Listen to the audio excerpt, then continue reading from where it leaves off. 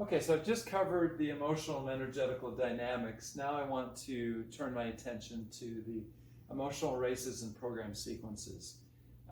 These are some of the most used techniques in TBM.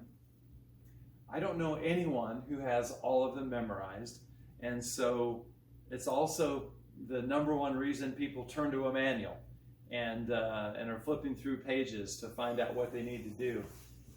In fact, out of all the charts up here, this is the first one we did because it was the most obvious that it needed to be done.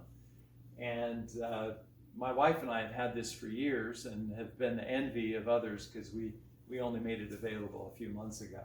But we've practically worn it out, using it all the time. At any rate, the emotional races and program sequences, we chose to put them all together rather than having an emotional race section and emotional program sequence together.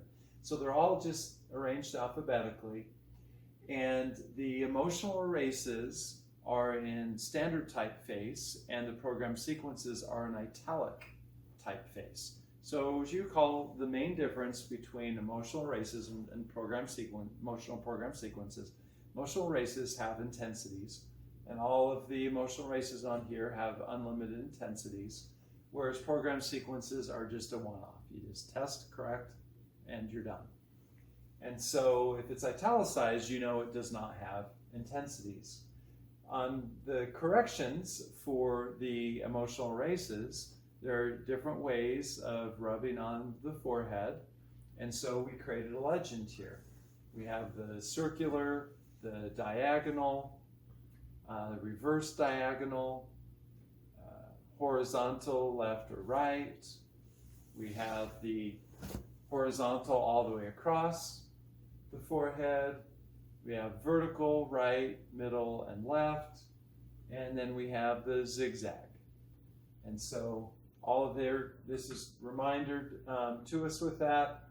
There's a lot of shorthand that I use. I have a lot of information we've put into a small space. And so we have a little legend here. So if you see some abbreviations up here, you're not sure what they mean. For instance, you see Rev Diag B. You come down here and you'll see Rev Diag is the reverse diagonal here, and then B is both, meaning you're going to do the reverse diagonal on both sides there. So the way that I recommend that you menu this, if you menu to this chart and then simply ask columns 1 through 4, no, all right. Column 5, no. 6, no. 7, yes. If you get a yes on 7 from the top, yes. Okay, then you're going to start at the top and go down. If you get from the bottom, you'd start from the bottom and go up. And you'll find literally within seconds, you'll go right to the technique you do, be able to do it. Then I generally ask, am I finished with column 7? Okay, if I get a yes on that, am I finished with emotional races and program sequences? If I get no, I go through the menuing process till I'm done with that chart. Then I would jump back to emotional and energetical dynamics if that's how I ended up getting there. And I think that's all that I have to say about that particular chart.